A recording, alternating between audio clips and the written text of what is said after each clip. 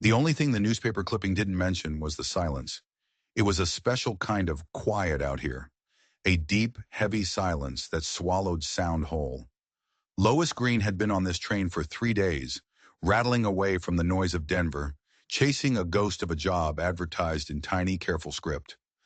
Governess sought for young ward, remote Colorado ranch, discretion essential, generous compensation.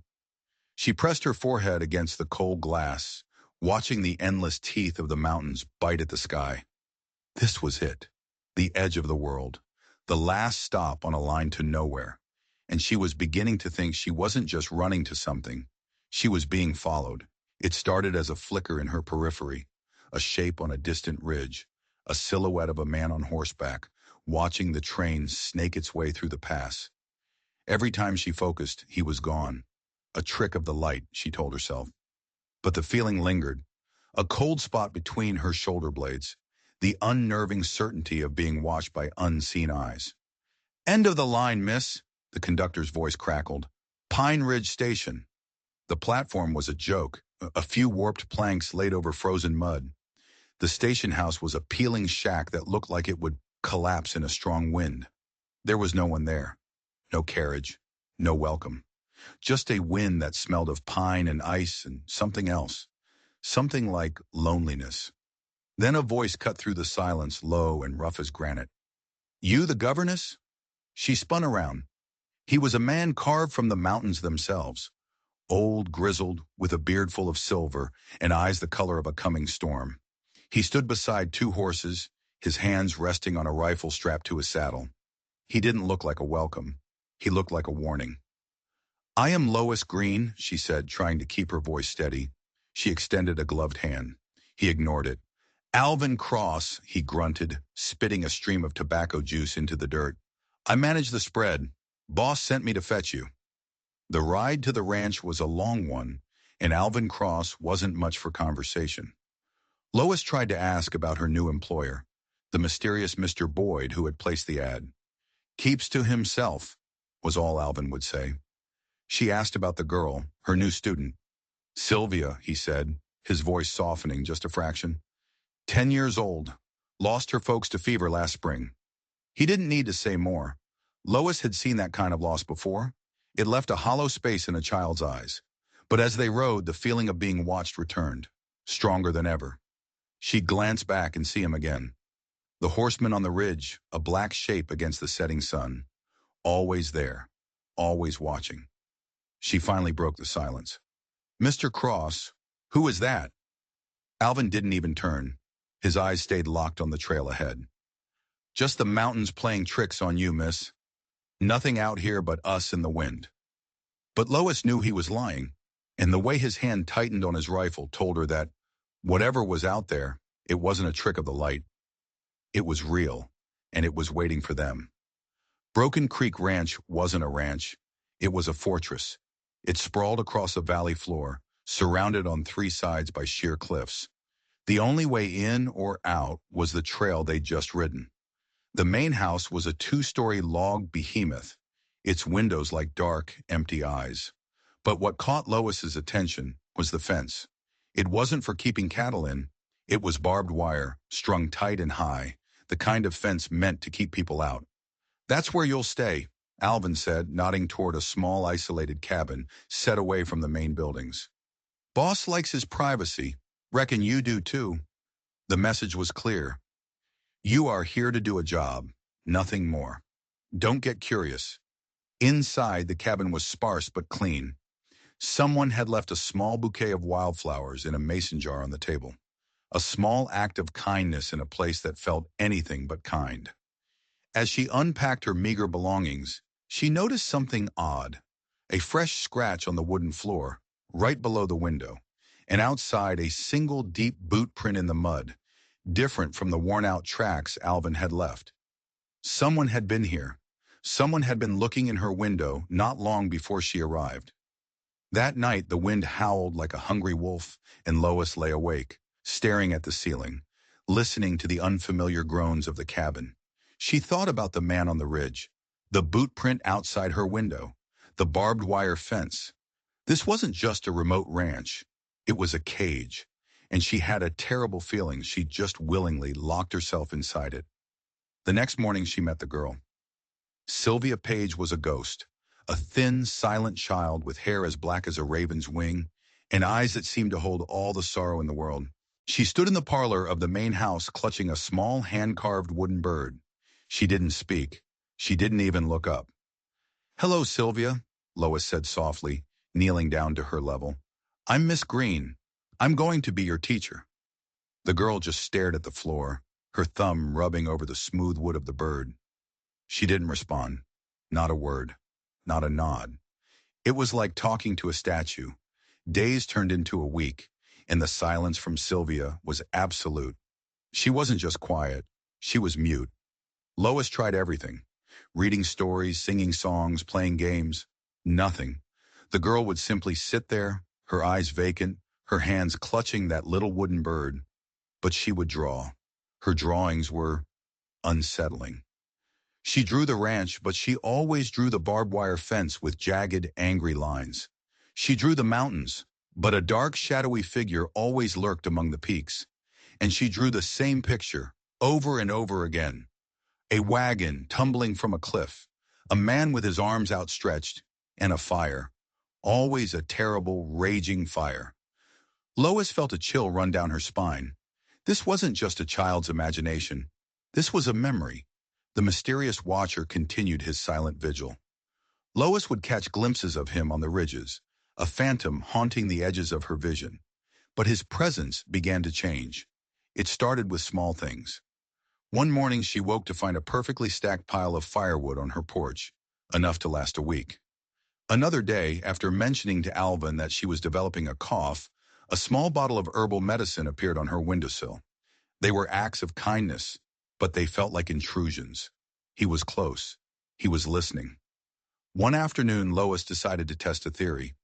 While walking with Sylvia near the woods, she pretended to trip, twisting her ankle and crying out in mock pain. She made a show of limping, struggling to walk. She watched the ridges. Nothing. Disappointed, she helped Sylvia back toward the house. That evening, a knock came at her cabin door. Not a loud, firm knock like Alvin's. This was a soft, hesitant tapping. Lois froze. Her heart hammered against her ribs. She crept to the door and peered through a crack in the wood.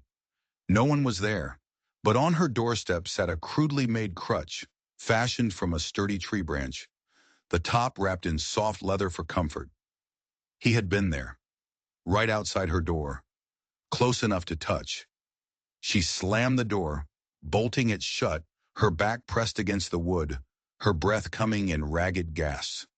This wasn't a guardian angel. This was a ghost who knew her every move. Who was he? What did he want? Was he protecting them, or was he a predator, toying with his prey before the strike? The questions spiraled in her mind, each one darker than the last. She was trapped on a ranch that felt like a prison, teaching a mute child who drew pictures of death, watched by a phantom who left gifts on her doorstep. She had come to Pine Ridge to escape her past, but she was beginning to fear she had stumbled into someone else's nightmare. Lois knew she had to find out more. The answers weren't with the silent child or the spectral watcher. They were with Alvin Cross.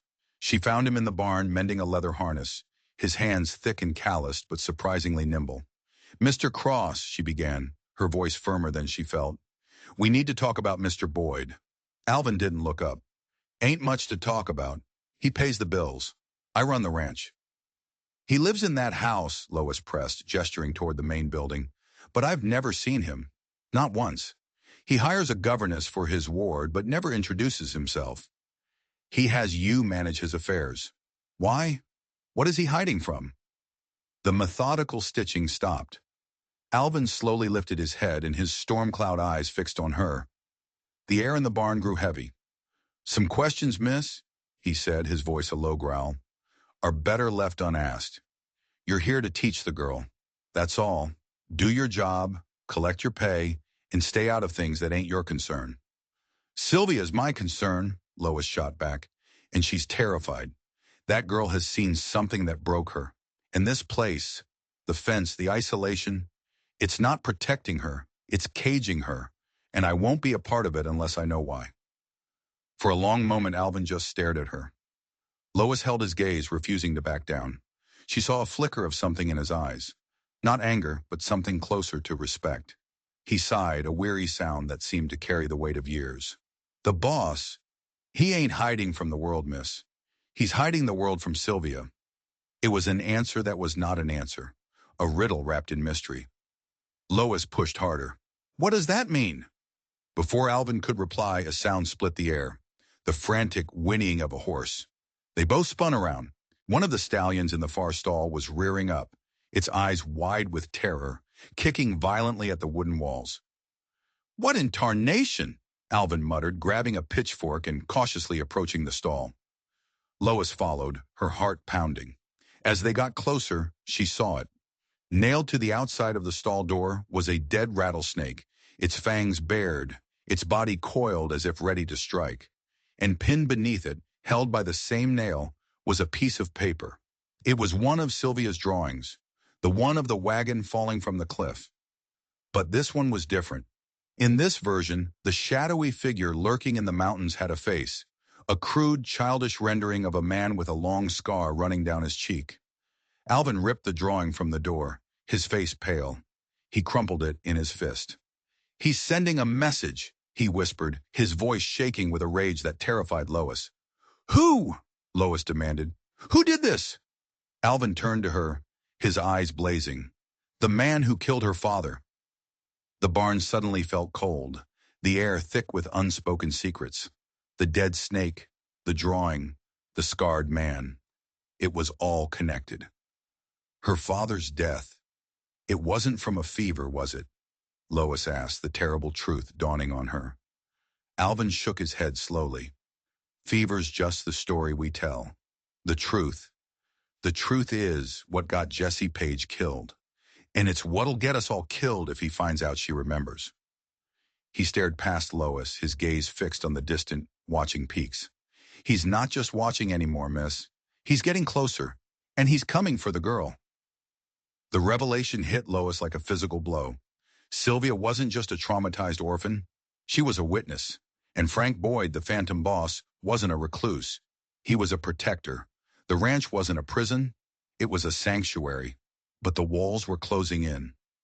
Lois realized with dawning horror that her presence here might have made things worse. Had her arrival stirred the hornet's nest? Was the killer growing impatient? She had to know more. She had to know everything. That night, sleep was impossible. The image of the dead snake was burned into her mind. Armed with a lantern and a newfound determination, she left her cabin and crept toward the main house. If Alvin wouldn't give her answers, she would find them herself. The house was dark and silent. Lois found a window in the back that was unlocked and slipped inside. The air was stale, smelling of dust and disuse. She moved silently through the downstairs rooms, her lantern casting long, dancing shadows on the walls. She was looking for an office, a study, anywhere a man might keep his secrets. She found it behind a heavy oak door. It was a man's room, dominated by a large desk and walls lined with books. But something was wrong. The room felt staged. The books were dusty. The inkwell was dry. It looked like an office no one had used in years. Then she saw it, a small brass key hanging on a hook behind the door. It didn't look like a door key. It was smaller, more intricate. She began searching the room, running her hands along the bookshelves, tapping the walls. Behind a large leather-bound copy of Shakespeare, her fingers found a seam in the wood, a hidden panel. She used the key. With a soft click, a small secret compartment opened. Inside was a single, worn leather ledger. Her hands trembled as she opened it. It wasn't a financial ledger. It was a journal. The handwriting was neat, precise. The first entry was dated 3 years ago. Jesse is gone. They called it a rock slide, an accident. I know better. Elias Thorne is gone too. Another accident. 2 partners dead in 6 months. It's not a coincidence. It's a message. He's cleaning house. But he made a mistake. He left a witness. He left the girl. Lois's blood ran cold. Elias Thorne, another partner. The name from the newspaper clippings she'd found earlier. This was bigger than a single murder. It was a conspiracy. She kept reading, her eyes flying across the pages. The journal detailed Frank Boyd's desperate efforts to hide Sylvia, moving her from town to town, always one step ahead of the man hunting them. He wrote of his guilt, his survivor's guilt, but also his iron-willed resolve to protect his dead partner's child. And then she found the entry that made her gasp. It was dated just 2 months ago. He's found us. I don't know how. Maybe I got careless. A Pinkerton agent I hired for information, a man named Cross, says the hunter is closing in. He calls himself Silas Kane, a hired gun with a reputation for being thorough. I can't run anymore. This valley's defensible. Cross says we can make a stand here, but I need to change the dynamic. I need a distraction, something new for Kane to focus on, someone to watch. I've placed an ad, a governess. It's a terrible risk putting an innocent woman in the middle of this, but it might be the only way to buy us the time we need. May God forgive me for what I'm about to do. Lois dropped the journal. The pages fluttered to the floor. It all clicked into place. The job ad, the discretion essential, the isolation. She wasn't a governess. She was bait. The feeling of betrayal was a bitter pill in her throat. Frank Boyd hadn't hired her to teach Sylvia. He had hired her to be a target. Every kind gift, every piece of firewood, every bottle of medicine. It wasn't for her. It was his conscience, trying to assuage the guilt of using her as a human shield. She felt a surge of white-hot anger, followed by a wave of cold, paralyzing fear. This Silas Kane, the man with the scar, wasn't just some phantom from a child's drawing. He was real, and he was hunting them. He had been watching her, studying her, trying to figure out what role she played in all of this. The dead snake wasn't a message for Frank Boyd. It was a message for her. Suddenly, a floorboard creaked upstairs. Lois froze, her lantern light extinguished in an instant. The house was supposed to be empty except for Sylvia, sleeping soundly in her room. But this wasn't the sound of a small child. It was the heavy tread of a boot. Someone else was in the house. Her heart felt like it was going to beat its way out of her chest. She was trapped. The windows were barred. The front door was a heavy, bolted slab of oak. She was in a sealed tomb with a killer. She flattened herself against the wall in the deepest shadows of the office. Her breath held tight in her lungs. The footsteps grew closer, descending the main staircase one slow, deliberate step at a time. Thud, thud, thud. Each footfall was a hammer blow against her sanity. A thin line of light appeared under the office door. The person outside had a lantern. The footsteps stopped right outside. The doorknob began to turn. Lois scrambled for a weapon, her hand closing around a heavy iron paperweight on the desk. This was it. She wasn't going to die as bait. She was going to fight. The door swung open with a low groan. A tall figure filled the doorway, silhouetted by the lantern he held. He was younger than she expected, maybe in his mid-30s, with dark hair that fell across his brow. He wasn't wearing the rough clothes of a ranch hand. He was dressed in a well-tailored coat, the clothes of a businessman from the city. His eyes scanned the room, and then they locked onto hers, and on his face, running from his right eyebrow down to his jaw, was a long, jagged scar. It was him, Silas Kane. But before she could scream, before she could swing the paperweight, he spoke, and his voice was not the gravelly snarl of a killer. It was quiet, strained, and filled with a desperate urgency. "Miss Green," he said, taking a step into the room, "we don't have much time. You and the girl are in terrible danger." Lois stared, her mind reeling. This couldn't be happening. The killer was standing in front of her, warning her of danger? It was a trick, a sick, twisted game. "Stay back," she warned, raising the paperweight. "Please," he said, holding up his empty hands. "My name is Frank Boyd." The world tilted on its axis. Lois felt the air leave her lungs. She looked from his face, the face from Sylvia's nightmares, back down to the journal on the floor, the intimate chronicle of Frank Boyd's guilt and fear. It didn't make sense. None of it made sense.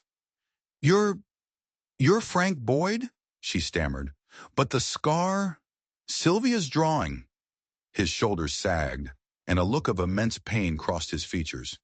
He reached up and touched the scar on his cheek. "Yes," he said, his voice cracking. She saw me that day, at the rock slide. I was the one who pulled her from the wreckage. I was the last thing she saw before she lost consciousness. The blood. My face. She remembers me as the monster from her nightmare. The truth was so much more complicated, so much more tragic than she could have ever imagined. Frank Boyd wasn't the watcher on the ridge. He was the scarred man from the drawings. He wasn't hiding from the world out of guilt for a decision he'd made. He was hiding from the little girl he'd sworn to protect, because his very presence terrified her.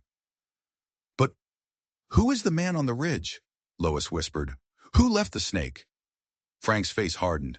That's him, the real killer, the man who's been hunting us for 3 years, the man who calls himself Silas Kane. Suddenly, Alvin's words clicked into place. He ain't hiding from the world, miss. He's hiding the world from Sylvia. He was hiding himself from her. But if you're Frank Boyd, Lois asked, her mind racing, then who is Alvin Cross? Frank's expression grew grim. Alvin Cross is the best tracker and security man I could hire. An ex-Pinkerton. He's been watching the watcher. He's my eyes and ears. But Kane is clever. He slipped past Alvin today. He left that snake to terrorize you both. A horrifying thought occurred to her.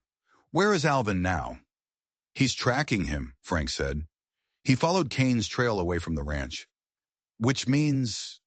Frank's eyes widened in sudden, stark terror. He looked from Lois to the open door, a look of dawning realization on his face. Which means we're alone. It was a trap. The dead snake, the intrusion, it wasn't just a message. It was a diversion. Kane had deliberately let Alvin spot him, leading him on a wild goose chase away from the ranch, leaving the 3 of them, Frank, Lois, and Sylvia, completely unprotected. He's here, Frank whispered, his eyes darting toward the darkened windows. He's coming for Sylvia. Just as he spoke, a sound from upstairs shattered the silence. The piercing, terrified scream of a child. Sylvia. They bolted from the office, Frank leading the way, taking the stairs 2 at a time. Lois was right behind him, her heart a frantic drum against her ribs. They burst into Sylvia's room. It was empty. The window was wide open, the curtains fluttering in the cold night breeze. On the girl's pillow, nestled where her head should have been, was a small carved wooden bird. But this time, a single crimson drop of blood stained the pale wood. Panic, cold and absolute, seized Frank. He lunged for the window, peering out into the oppressive darkness of the valley. "Sylvia!" he roared, his voice a raw cry of anguish that echoed off the silent mountains. There was no answer but the mournful sigh of the wind. He can't have gotten far, Lois said, her mind racing, pushing past the fear. She was no longer just bait. She was part of this. The barbed wire. There's only one way in or out of this valley. Unless he knows another way, Frank countered, his knuckles white as he gripped the windowsill. A way I don't. He spun back into the room, his eyes wild. He was a man coming apart at the seams. For 3 years he had built this fortress, lived as a ghost, all for this one purpose, and in a single moment it had all crumbled. "What do we do?" Lois asked, her voice a steady anchor in his storm of panic. The question seemed to focus him. The wildness in his eyes sharpened into a predator's gleam. This was no longer a grieving man hiding from a child's memory. This was the man who had survived the death of 2 partners, who had outrun a killer for years. "He'll head for the pass," Frank said, his voice now dangerously calm. "It's his only way out with a child. He'll need horses." He strode out of the room, grabbing a rifle from a rack on the wall and a bandolier of ammunition. "The stables, now!" They raced across the moonlit yard, the silence of the ranch now feeling sinister, pregnant with unseen threats. The stable doors were slightly ajar. Frank pushed one open, rifle raised. Inside, the horses were skittish, their eyes rolling in the dim light. 2 stalls stood empty. "He took 2 of our best mounts," Frank growled. "He's got a lead on us." Lois's eyes scanned the stable floor, littered with hay and dirt. And then she saw it. Something out of place. Tucked into the corner, almost completely hidden by a pile of discarded burlap sacks, was a small, familiar object. A book. Her book of poetry. The one she kept on her nightstand in the cabin. How did it get here? She picked it up.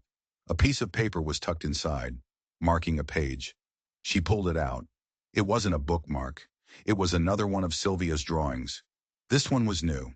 It showed a small cabin, not her cabin, but an older, more dilapidated one. And next to the cabin was a strange rock formation, one that looked like a needle pointing to the sky. And beneath it, Sylvia had drawn a flower, a specific kind of flower Lois recognized from her walks, the mountain columbine, a flower that only grew at higher elevations. Frank, she said, her voice trembling with the discovery, look at this. I don't think he went to the pass. Frank studied the drawing, his brow furrowed. The Needle's Eye, he whispered. It's a rock formation up on the North Ridge. There's an old line cabin up there, abandoned for years. No one goes up there. The trail is treacherous. But Sylvia knows it, Lois insisted. We saw those flowers on one of our walks. She knows that cabin. She's telling us where he's taking her. A flicker of hope ignited in Frank's eyes, quickly followed by suspicion. Why would Kane go up? It's a dead end. It makes no sense. Maybe he's not trying to escape, Lois thought aloud, the pieces clicking together in her mind. Not yet. He's drawing us out. He separated us from Alvin. Now he's separating us from the main house, from our supplies. He's leading us into a trap. Frank stared at her, a new appreciation in his gaze. She wasn't just a governess. She was sharp. He nodded grimly. It's a trap I have to walk into. He turned to her. You should stay here, Lois. Barricade the door. When Alvin gets back... No, she cut him off, her voice ringing with a strength she didn't know she possessed. You're not thinking clearly. He left my book. He knows I'd find this. He's expecting you to come charging up that mountain, blinded by rage. He wants you to, but he's expecting you to come alone. A sudden, terrible realization dawned on Lois. The ad. He must have seen the ad for a governess. He knows you hired me. He thinks I'm just some helpless woman from the city. She looked Frank directly in the eye. He's underestimating me, and that's the only advantage we have. We go together. The ride up the North Ridge was a nightmare. The trail was little more than a goat path, crumbling and steep, with a sheer drop on one side. The wind howled through the pines, a low, constant moan that frayed the nerves. Frank rode ahead, rifle across his lap, every line of his body taut with tension. Lois followed, her own fear a cold knot in her stomach, but her resolve was like steel. After nearly an hour of climbing, they saw it, a single point of light flickering in the distance, the line cabin. They dismounted, tethering the horses in a thicket of aspen trees. They would approach the rest of the way on foot. The wind is in our favor, Frank whispered, his breath pluming in the frigid air. He won't hear us coming. We need to get a look inside, see how many there are. There, Lois questioned. You think he has help? Kane never works alone, Frank replied grimly. Stay behind me, and stay low. They crept through the woods, using the trees and boulders for cover, the soft pine needles muffling their footsteps. The cabin grew closer. It was a single-room hovel, its roof sagging, a thin curl of smoke rising from its stone chimney. The light they had seen came from a single window, grimy with age. They found a position behind a rocky outcropping about 30 yards from the cabin. From here, they had a clear view of the window. Frank pulled a small spyglass from his coat pocket and raised it to his eye. He was silent for a long time. The tension was unbearable. What do you see? Lois finally whispered. It's him, Frank breathed, his voice tight with hatred. Kane. And Sylvia's with him. She's tied to a chair. He paused, scanning the rest of the cabin. There's another man with him. I don't recognize him. He lowered the spyglass, his face a mask of cold fury. Two of them. This complicates things. We can't just rush in. What's the plan? Lois asked. There is no plan, Frank said, his voice flat. I create a diversion at the front, draw their fire. While they're focused on me, you circle around to the back. There might be a back window, a weak spot in the wall. You get Sylvia out. No matter what happens, you get her out and you run. You don't look back. Lois stared at him in horror. It was a suicide mission. He was going to sacrifice himself. No, Frank. There has to be another way. There isn't, he hissed, grabbing her arm. He killed my partner. He's terrorized this girl for years. This ends tonight. Now do as I say. But before Lois could argue, before Frank could make his desperate charge, something happened that changed everything. The cabin door creaked open. The second man, the one Frank didn't recognize, stepped outside. He stretched his arms, looking up at the moonlit sky. He turned his head, and for a moment his face was illuminated by the light spilling from the doorway. Lois felt the blood drain from her face. Her breath caught in her throat. It couldn't be. Frank saw the look on her face. Lois, what is it? Do you know him? She couldn't speak. She could only stare, her mind refusing to process what her eyes were seeing. The man standing outside that cabin, the man working with the killer who had haunted their lives, was not a stranger. It was Alvin Cross. The betrayal was so profound, so absolute, it felt like the ground had fallen away beneath her feet. Alvin. Gruff, dependable Alvin. The ex-Pinkerton. The man Frank had trusted with their lives. It was all a lie. The entire setup. His protection, his tracking of Kane. He had been working with the killer the entire time. He had led them here. He had orchestrated this entire night. Frank, Lois whispered, her voice hoarse. It's Alvin. Frank snatched the spyglass, his hands shaking as he raised it to his eye. He let out a choked sound, a mix of disbelief and pure agony. No. Alvin scanned the darkness, his gaze sweeping over their hiding spot without pausing. He seemed relaxed, confident. He said something to Kane inside the cabin, then turned and walked toward the tree line, disappearing into the shadows to the east. What is he doing? Lois breathed. Checking the perimeter, Frank said, his voice hollow. He lowered the spyglass, his face ashen. He knows all our blind spots. He knows exactly where I would choose to hide. The implications were staggering. Alvin knew everything. Every secret, every fear, every plan. They hadn't walked into a trap. They had been hand-delivered to the executioner by the one man they thought was their guardian. This changes nothing, Frank said, his voice hardening into something brittle and dangerous. It just means I have 2 men to kill instead of 1. Frank, stop! Lois grabbed his rifle. You can't! This is what they want. Look! She pointed toward the cabin. Kane was now standing in the doorway, peering out into the darkness, a rifle in his hands. Alvin had flushed them out, and Kane was waiting for the rabbit to run. They're waiting for you to make a move. This whole thing is a setup. So what do we do, Lois? Frank demanded, his despair warring with his rage. We just sit here and let them take her? No, she said, her mind working furiously. We do what they don't expect. Her eyes darted around the moonlit landscape, the cabin, the woods, the steep cliff face behind the cabin. They expect you to be the soldier. They expect me to be the victim. So let's not be. She looked at Frank. You said there's only one trail up here. That's right, he confirmed. Then how is Alvin planning to leave? After it's done? Frank paused, considering. There's an old mining trail on the far side of the ridge.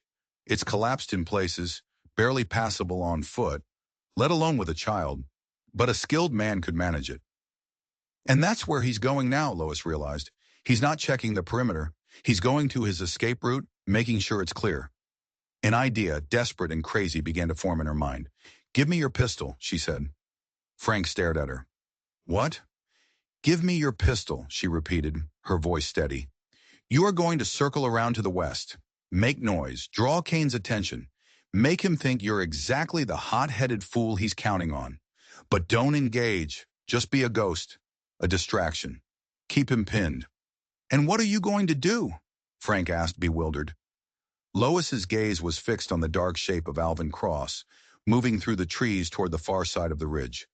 I'm going to hunt, she said. Frank argued, but he saw the look in her eyes. It was the same cold, hard resolve he saw in the mirror every morning. He gave her the heavy Colt revolver. Its weight felt strange and terrible in her hand. They separated. Frank melted into the shadows to the west, a phantom moving through the undergrowth. Lois took a deep breath, tucked the pistol into the waistband of her skirt, and began to move east, her heart a cold, steady drum. She wasn't a governess anymore. She wasn't bait. She was the part of the equation no one had bothered to solve. She moved slowly, carefully, her city shoes useless on the uneven ground.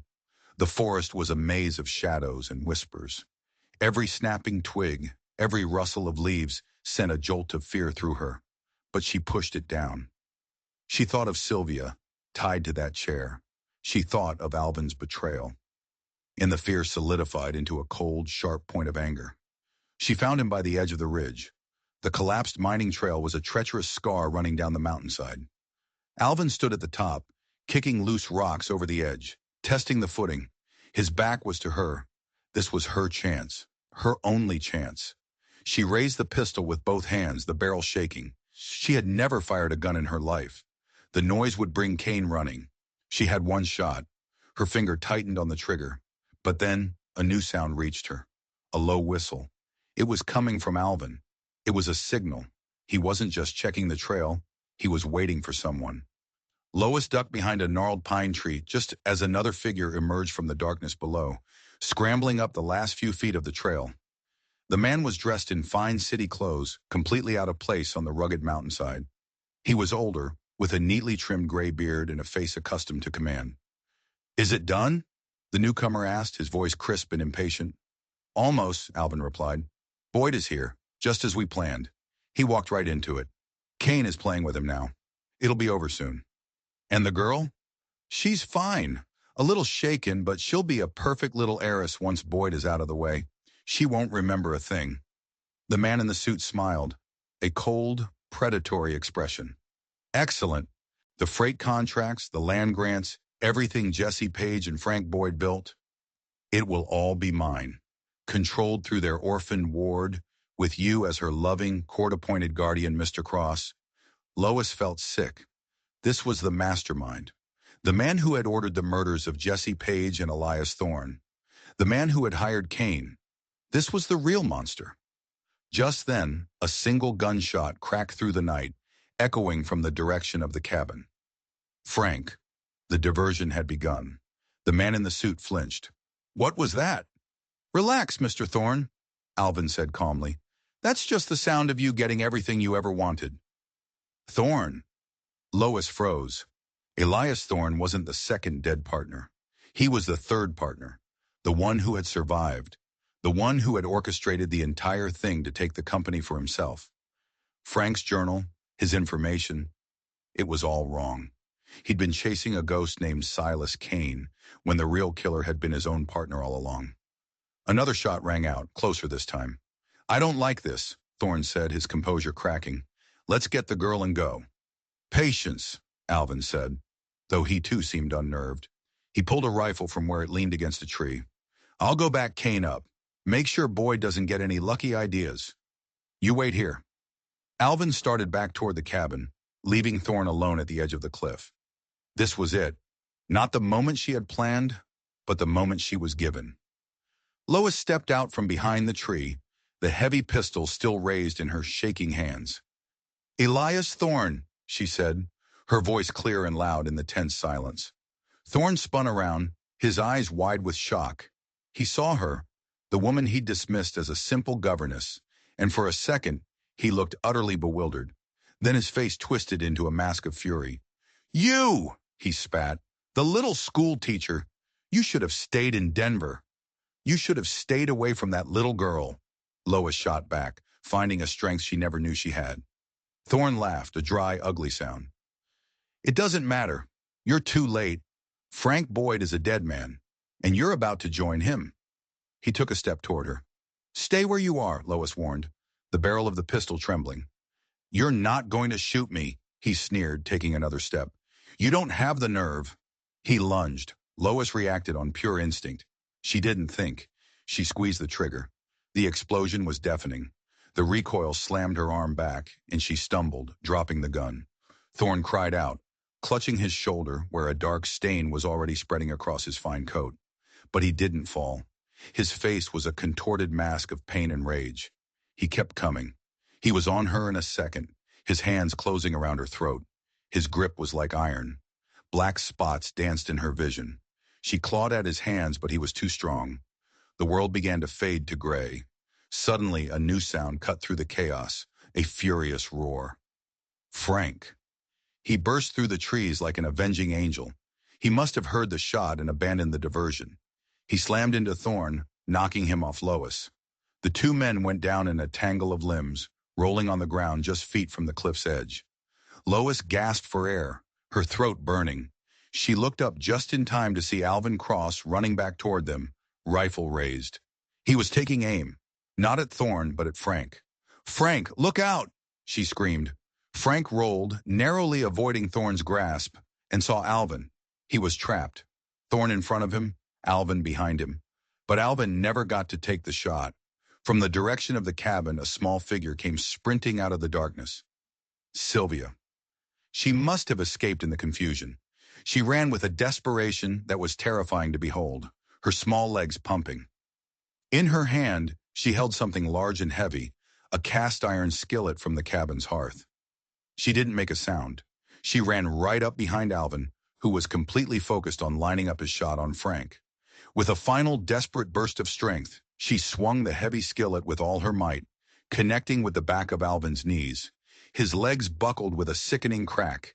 He screamed, a high, thin sound of agony, and toppled over, his rifle clattering on the rocks. At the same moment, Frank saw his opening. Thorn, distracted by Alvin's scream, turned his head for a fraction of a second. It was all Frank needed. He surged forward, not with a punch, but with a powerful shove, putting all his weight behind it. Thorn stumbled backward, his arms flailing for purchase. His boots slipped on the loose gravel of the cliff's edge. For a heart-stopping moment, he teetered there, his eyes wide with disbelief. And then, with a final, desperate cry, he was gone, swallowed by the darkness. Silence descended on the ridge, broken only by Alvin's pained moans and Sylvia's ragged sobs. It was over. Frank rushed to Sylvia, scooping her up in his arms. She buried her face in his shoulder, dropping the skillet and clinging to him, her body shaking uncontrollably. For the first time, she wasn't shrinking from his touch. For the first time, she wasn't afraid of the man with the scar. Lois staggered to her feet, her whole body aching, and looked at the scene before her. The broken traitor, the avenged partners, and the man who had hidden in shadows, finally holding the little girl he'd sworn to protect. The silence of the mountains no longer felt menacing. It felt like peace. They didn't talk much on the way back down the mountain. Frank carried Sylvia, who had cried herself to sleep in his arms. Lois walked beside them, the events of the night replaying in her mind like a fever dream. The mastermind behind it all was gone. Silas Kane had vanished in the chaos, likely escaping when he realized the plan had fallen apart. Alvin Cross was tied up securely in the line cabin, waiting for the real marshal from town, who Frank would ride out to meet at first light. Back at the main house, Frank gently tucked Sylvia into her bed. She stirred for a moment, her eyes fluttering open. She looked up at him, at the scarred face that had haunted her dreams for so long. "You saved me," she whispered, her voice rough from disuse. It was the first time Lois had ever heard her speak. Tears streamed down Frank's face as he smoothed the hair back from her forehead. "You saved us, Sylvia," he said softly. "You were the brave one tonight." She smiled a small, sleepy smile, and her eyes drifted shut. Later, Lois and Frank stood on the porch of the main house, watching the first hints of dawn paint the eastern sky. The air was cold and clean. The nightmare was over. "You know," Lois said quietly, breaking the silence, "when I took this job, I was running away from a broken engagement in Denver. I thought I was coming here to disappear." Frank turned to her, his face illuminated in the soft morning light. The scar seemed less menacing now, just a part of the man who had endured so much. "I thought I had to disappear too," he said. "I thought hiding was the only way to protect her. I was so lost in my own guilt, my own grief, I couldn't see the truth. That hiding isn't protecting. You have to stand and fight." He looked at Lois, his eyes full of a raw, honest emotion that made her heart ache. "You taught me that." He took her hand. It felt calloused and strong, but his touch was gentle. "Lois, I hired you as bait. I put your life in danger. I used you. I know there's no excuse for that. You did what you thought you had to do, she replied, her voice soft, to protect your family. You're our family now, Lois, he said, his voice thick with emotion. If you'll have us, this ranch, it's been a fortress, a prison, but I don't want it to be that anymore. I want it to be a home, a place where broken things can be made whole again. He reached into his pocket and pulled out something small. It wasn't a velvet box. It was the little wooden bird Sylvia always carried. He pressed it into her hand. Stay, he whispered, his plea simple and direct. Stay and build that home with us. Lois looked from his earnest, hopeful face to the small wooden bird in her palm. She thought of the journey that had brought her here, the fear, the deception, the heart-stopping terror. But she also thought of the quiet courage of a little girl with a cast-iron skillet, and the fierce loyalty of a man who would walk through fire for the people he loved. She had come to the edge of the world seeking an escape, but instead she had found something she never knew she was looking for. She had found where she belonged. Yes, she whispered, a tear tracing a path through the grime on her cheek. Yes, Frank Boyd. I'll stay. If you believe that courage isn't the absence of fear, but fighting back even when you're terrified, if you know that sometimes the most broken souls become the strongest protectors, then you've found your home here. Don't forget to hit that subscribe button and join a community that knows the greatest stories aren't about heroes without scars, but about the survivors who wear them with honor. Stick around, because the truth is always wilder than the lie.